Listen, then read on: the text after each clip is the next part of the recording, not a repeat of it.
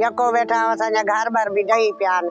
असां उन खां पोइ असांखे पहिरियों एसी ॾिनो वरितो, असां उते उते वञी कमाए खायूं था बाबा।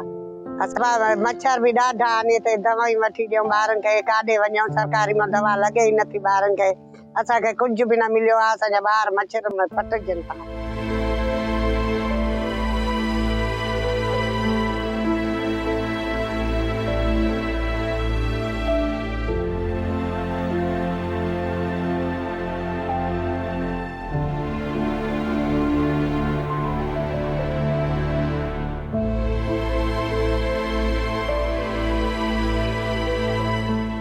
हाँ, मेरा नाम सिकंदर है।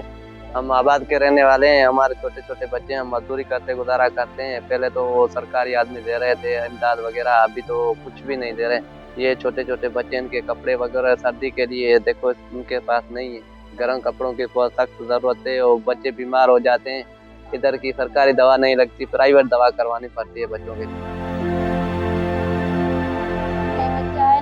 कुराड़ी सस भी आहे, उहा भी असांजी घर में न हो थसे, सोरा खती आ थसे अंदर में ज़ेरन में फिफड़न में बीमार थी पई ॾाढो।